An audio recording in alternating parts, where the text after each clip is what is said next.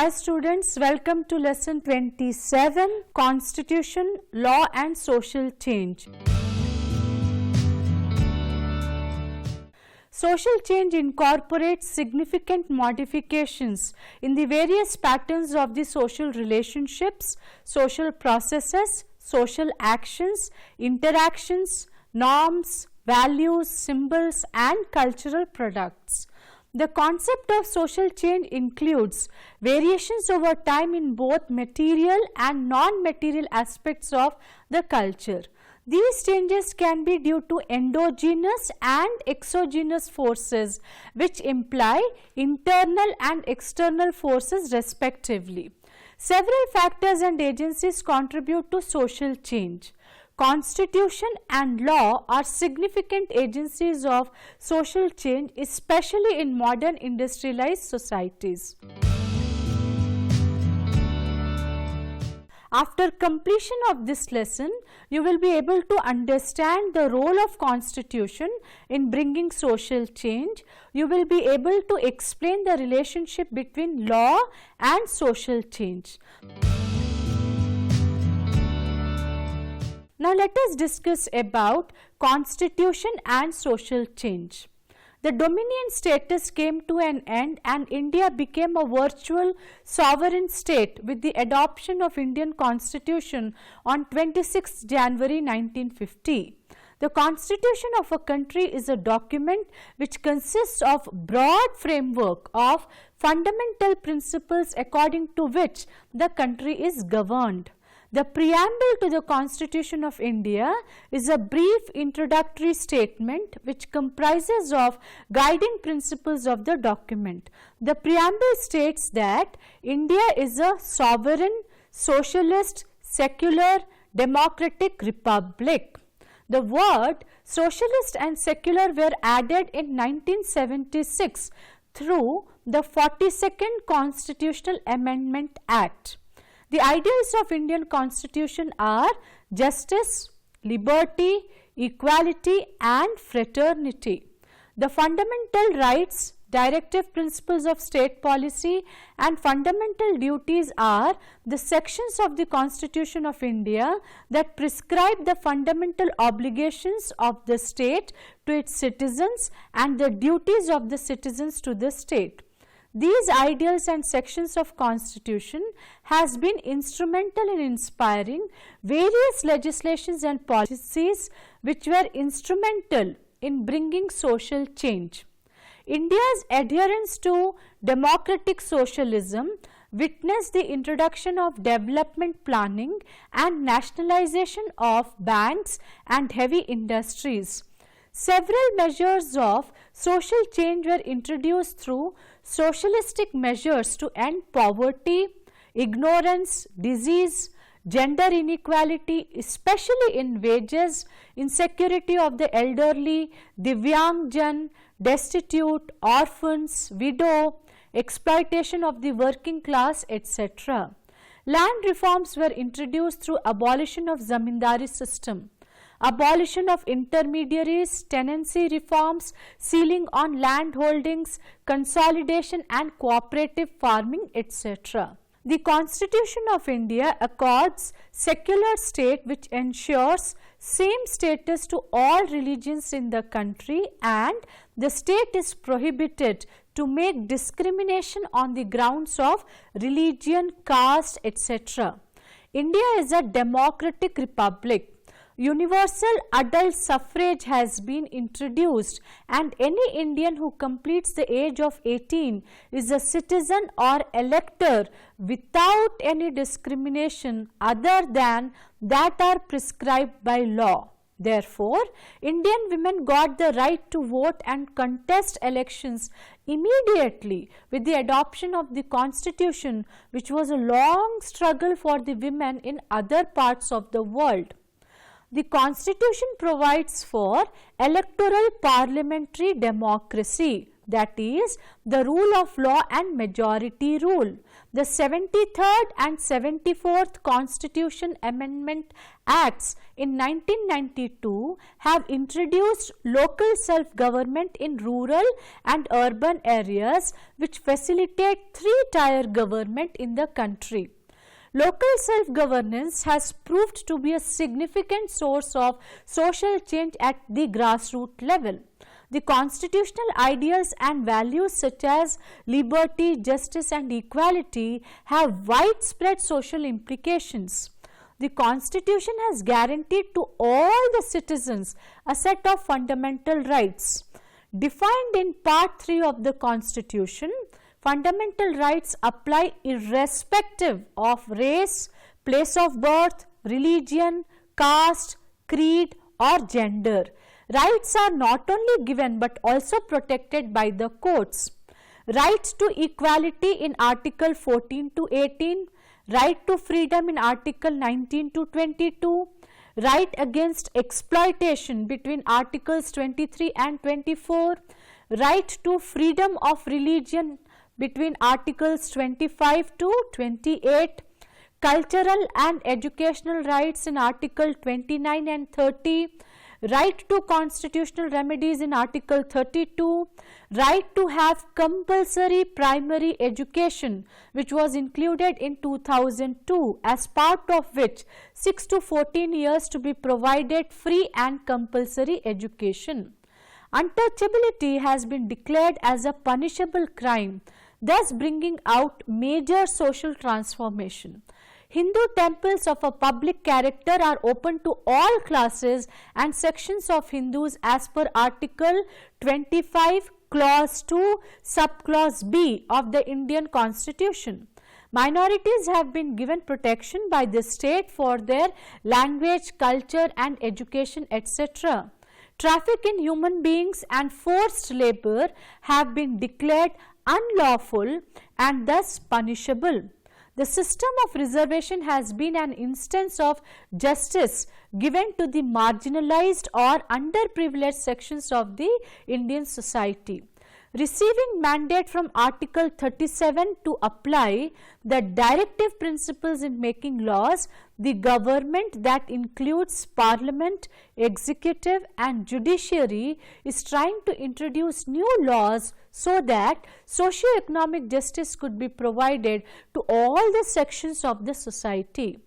The right to work through Mahatma Gandhi National Rural Employment Guarantee Act, popularly known as NREGA in 2005, Right to Information Act 2005, etc. are some important acts of Parliament that have wider social impact.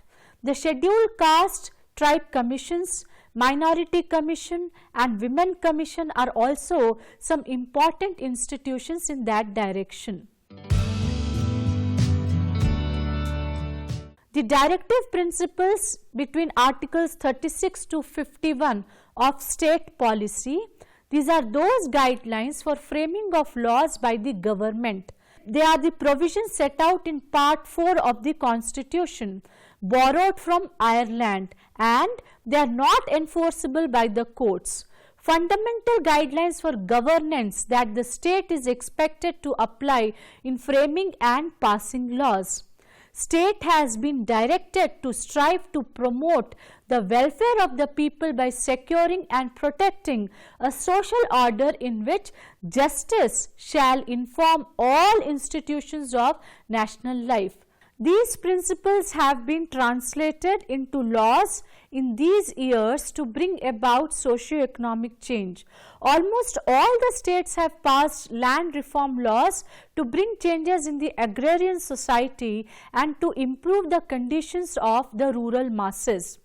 The Minimum Wages Act 1948, the Contract Labour Regulation and Abolition Act 1970, the Child Labour Prohibition and Regulation Act 1986, the Bonded Labour System Abolition Act 1976, the Trade Unions Act 1926 amended in 2017, the Mines Act 1952, the Factories Act 1948, the Maternity Benefit Act 1961, the Equal Remuneration Act 1976 are few of such exemplary acts to herald social change. Presently, the Indian Constitution has 470 articles in 25 parts, 12 schedules, 5 appendices and 104 amendments, with the last amendment on 25th January 2020. Several amendments of the Constitution also have initiated reforms and brought revolution in the society. The first one in 1951 placed the zamindari abolition laws beyond challenge before the courts of law and inserted Article 31A for the purpose. It also amended Article 15 in the interest of the educationally and economically backward classes. In a similar way, the other amendments have been brought to bring social revolution in the country. The Constitution 103rd Amendment Act 2019 brought changes in two constitutional freedoms, Article 15 and Article 16. It makes provision for advancing the economically weaker sections of society. A significant 10% of all government positions and college seats will also have a quota. This bill is drafted with a commitment to enforce Article 46 of India's Constitution, a directive principle which urges the government to protect the educational and economic interests of the weaker sections of the society. The role of judiciary has been remarkable in the direction of social change and justice dispensing. The public interest litigation or the social interest litigation have revolutionized the judicial system. It is quick and not so formal system of grievance hearing and giving justice. The apex court sometimes considers such cases suo motu, that is, relating to an action taken by a court of its own accord without any request by the parties involved. However, this sort of judicial activism has received a mixed response. For many, the judiciary is seen as the savior of the voiceless or the weak. Some others criticize it as interference in others' domain. Despite the explicit mention of separation of power, the three branches of the government, legislature, executive and judiciary, exhibit coordination. Indian Constitution has shown its adaptability and dynamism. However, some have criticized it as too much flexible, unlike any other federal state. They have therefore suggested for the rewriting or revision of the Constitution of India. In response to that, even a national commission to review the working of the Constitution under the chairmanship of Mr. Justice M.N. Venkatachalaya was established in February 2000. The terms of reference stated that the Commission shall examine in the light of the experience of the past 50 years as how best the Constitution can respond to the changing needs of the efficient, smooth and effective system of governance and socio-economic development of modern India within the framework of parliamentary democracy, and to recommend changes, if any, that are required in the provisions of the Constitution without interfering with its basic structure or basic features. Now let us discuss about law and social change. Law is determined by the sense of justice and the moral sentiments of the population, and the legislation can only achieve results by staying relatively close to the prevailing social norms. Law is a vehicle through which a programmed social evolution can be brought about. Laws are forms of social change emanating from political agencies. They are directed towards social change. Social legislations can be an effective means of social change only when the existing social norm is given a legal sanction. Unaided social legislation can hardly bring about social change. Law must bring about social change by influencing people's behavior, beliefs and values. A number of social legislations were made in India with a view to bring about visible social change. For instance, the Hindu Marriage Act 1955 enforced monogamy and permitted judicial separation and divorce. The Hindu Succession Act of 1956 gave absolute rights over property possessed by a Hindu woman. The Untouchability Offences Act 1955 made any atrocity against Dalit an offence. Sometimes laws can bring indirect social changes also. For example, laws regarding social security of women would have an indirect effect on marriage age and family structure. Law is an important formal means of social change. Legal regulations either may or may not conform to the pattern of society. If the law does not conform to society, it faces opposition. But if the law is stringently upheld, it induces a change in social organization. For example, child marriages have been a customary practice in many communities in India. But after the introduction of Child Marriage Restraint Act 1929 and in post-independent India, Prohibition of Child Marriage Act 2006, which came into force on 1st November 2007, child marriages have reduced, and the same happened with sati system, now almost unheard of in India after the introduction of Sati Prevention Act 1987. The law relating to marriages, widow remarriages, girls' share in property, right to information, etc. has changed society to a great extent. As an instrument of social change, law involves two interrelated processes: the institutionalization and the internalization of patterns of behavior. Institutionalization of a pattern of behavior refers to establishment of a norm with provisions for its enforcement. Internalization of a pattern of behavior means incorporation of the value or values implicit in a law. The extent to which law can provide an effective impetus for social change varies according to the conditions present in a particular situation. It has been proven that law is likely to be successful to induce change if it meets these 7 conditions. Firstly, law must emanate from an authoritative and prestigious source. Secondly, law must introduce its rationale in terms that are understandable and compatible with existing values. Third, advocates of the change should make reference to other communities or countries with which the population identifies and where the law is already in effect. Fourth, enforcement of the law must be aimed at making the change in a relatively short time. Fifth, those enforcing the law must themselves be very much committed to the change intended by the law. Sixth, the instrumentation of the law should include positive as well as negative sanctions.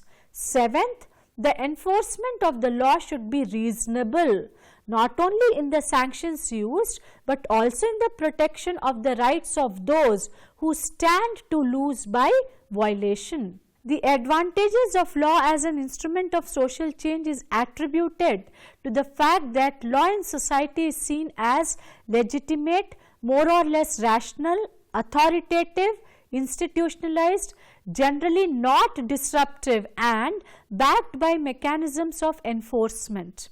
A principal benefit of law as an instrument of social change is the general sentiment in society that legal commands or prohibitions have to be observed even by those critical of the law in question. To a great extent, this emotion of obligation depends on respect for legitimate authority and the perception of power.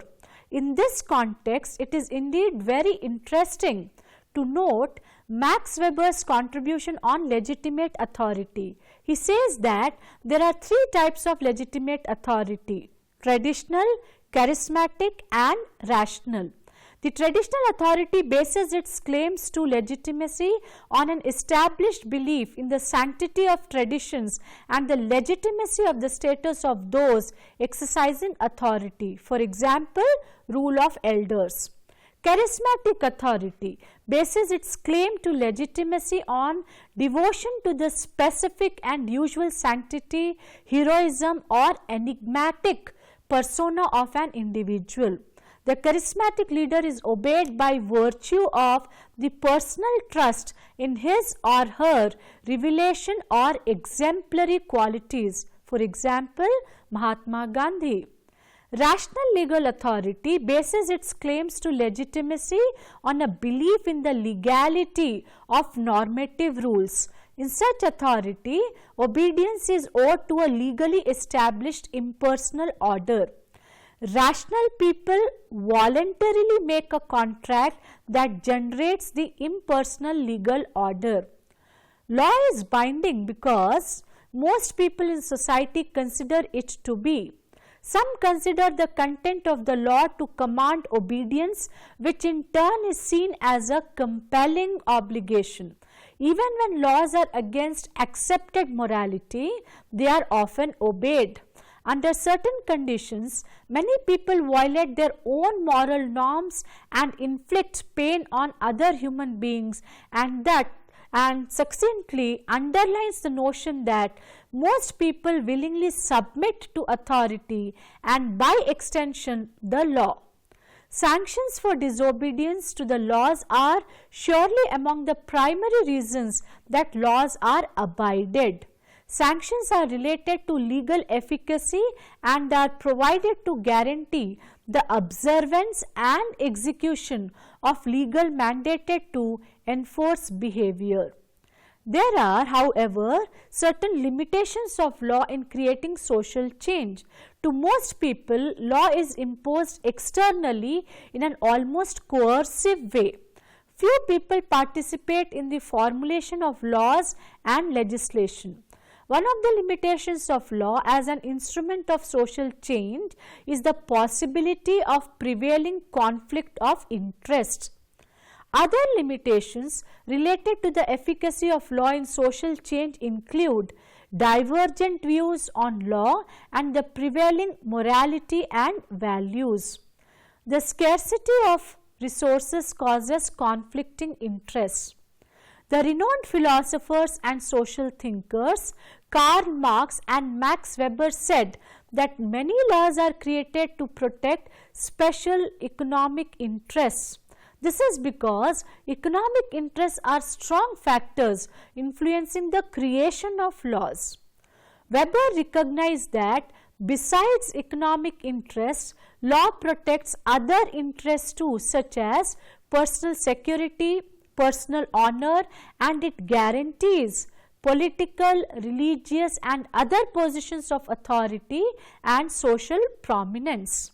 The mechanisms of change through law include large segments of the population. Even in democratic countries, the large-scale participation of citizens in social change is not feasible. However, the lack of participation doesn't mean lack of representation. Let us now discuss law as a policy instrument. Law by itself cannot bring directed social change, but it is one component of many policy instruments that must be used in combination. The difference between law and policy is that law is a final decision or a document made by the government after discussing the policy for the welfare of society. The policy is an outline of governmental plans. For instance, in the case of social problems like drug abuse, race relations, law can be used effectively as a policy instrument. But sometimes, in order to bring change, law should be an ingredient of a larger policy. Usually, law is used as an instrument of social change outside of a broader policy framework. But broader issues concerning environmental or natural resource management issues should be reformed using broader policy making frameworks. The cause and effect relationship between law and change is very difficult to identify because the ability of the law to produce change is contingent and sequential. Even though some changes can occur, other factors such as the morality and values of society affect the efficacy and time lag of laws in causing change. Maurice Ginsburg, British sociologist, suggests that laws should deal only with the acts that can be precisely defined and with external observable acts, and the law should as far as possible respect privacy. Thus, laws most likely change external behavior which are consequently later on followed by changes in attitudes, values and morals. In contrast, William Graham Sumner, the American sociologist and economist, said that laws can regulate only behavior and not values, morals and attitudes. On the other hand, this law that required change in behavior has gradually changed attitudes too. The law can change morality and values under specific conditions. Even though there are not enough empirical studies, it is accepted that the efficacy of law depends on its adaptation to morality and values if it aims change. Let us now discuss about resistance to change. In most cases, laws face resistance by members of society who find different reasons for their resistance, such as their values, customs or even the cost of change, and sometimes because people feel threatened by the change. Knowing the conditions of change helps in the implementation of laws. The factors that are a barrier to change are separated into social, psychological, cultural and economic factors, and all are interrelated and interdependent. Social factors like vested interests and benefits, ideological resistance and organized opposition resist changes in laws.